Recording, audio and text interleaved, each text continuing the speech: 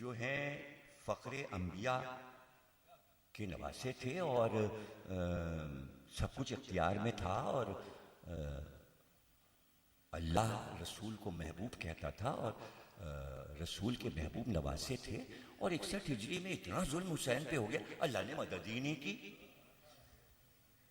पहला सवाल, भाई अल्लाह को मदद करनी चाहिए थी, अखलाकी तौर पे अल्लाह को मदद करनी चाहिए थी। दुश्मनों को फना कर देता, ये कर देता, 6 महीने का बच्चा भी बच जाता, जवान भी बच जाता। मदद नहीं की अल्लाह ने, कोई मदद ही हुसैन की नहीं। पहला सवाल, कभी जहन में आया है आपके ये सवाल? अगर आया है तो बहुत अच्छी बात है, और जवाब मिला है तो और अच्छी बात है। अगर नहीं मिला जवाब तो फिर सुन लीजिए, जवाब सुन लीजिए। तो भाई बड़े बड़े ज़हीन लोग हैं, ऐसा सवाल जाहिर है कि उन्हें पता है कि हम आलिमों से पूछेंगे वो जवाब नहीं देंगे, तो वो हुसैन इब्ने रौ के पास पहुंच गए। अभी जमाना उनका था, उनका भाई इमाम जमाना को खत लिखिए, भाई वहीं से आ सकता है सवाल ऐसा है तो जवाब वहीं से आए। हुसैन इब्ने रौ ने खत लिखा और इमाम जमाना से कहा कि ये आपके जो शिया हैं और नहीं भी हैं, अगर बादल पूछ रहे हैं ये और ये कह रहे हैं कि ये हुसैन की मदद अल्लाह ने क्यों नहीं फरमाई आशूर के दिन? बेकसो तना हुसैन खड़े हैं और अल्लाह के प्यारे नबी के प्यारे नवासे थे और प्यारे नवासे की मदद उधर से नहीं आ रही। इमाम ने जवाब लिखा, कहा हुसैन इब्ने रौ हमारे चाले वालों को जवाब दो, इनको बताओ, इन्हें बताओ कि भाई बात यह है कि अली ने, हमारे दादा ने ज़रा सा इख्तियार दिखा दिया था नहरवान में, तो कुछ बंदे उनको खुदा कहने लगे। हम लोग अपने इख्तियार को इसलिए महदूद रखते हैं कि तौहीद पर कोई जद ना आए। बैठे हुए हैं, इमाम का खत सुन रहे हैं, मजा नहीं ले रहे हैं। हुसैन इब्ने रौ के नाम खत आया है, खत में सुना रहा हूं भाई। फरमा रहे इमाम, फरमा रहे हुसैन इब्ने रौ, यूसुफ नबी 7 साल के थे और उनको भाइयों ने कुएं में फेंक दिया। सौदागर ने कुएं से उन्हें निकाला।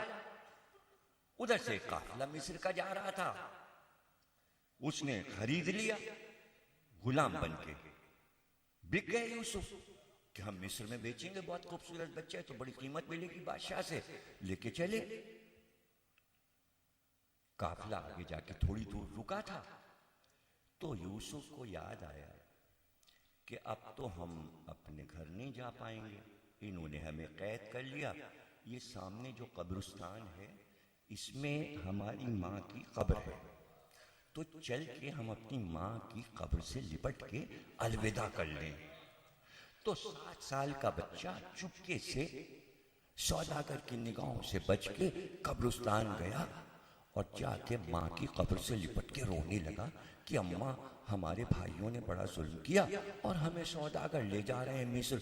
आंसू बह रहे थे और माँ से जैसे बच्चा लिपटता है ऐसे कब्र से लिपटे थे। सौदागर ने इधर उधर देखा, इधर उधर देखा, इतना कीमती बच्चा गायब हो गया। सौदागर गुस्से में आ गया कि कहाँ चला गया। ढूंढते ढूंढते ढूंढते कब्रिस्तान पहुंच गए, देखा तो कब्र से बच्चा लिपटा हुआ था। तो गुस्से में तो था ही कि वो समझा बच्चा भागा है, तो बाजू पकड़ के गुस्से में सौदागर ने यूसुफ को कब्र से उठाया और एक तमाचा मुंह पे मारा यूसुफ के। जैसे ही थप्पड़ जो था यूसुफ के मुंह पे पड़ा, जमीन हिली, थरथराई और एक बार आसमान से सितारे टूटने लगे और तेज आंधी चलने लगी। यानी आसारे अजाब नजर आए कि एक नबी के बेटे के मुंह पे तमाचा पड़ा तो सौदागर सजदों में गिर गए, सजदों में गिर गए, माफिया मांगने लगे कि ये कोई बच्चा बहुत बड़ा बच्चा है, तो माफी मांगने लगे कि रब माफ कर दे, हमने इसे मारा। तो एक यूसुफ के एक तमाचे पर जमीन हिल सकती है।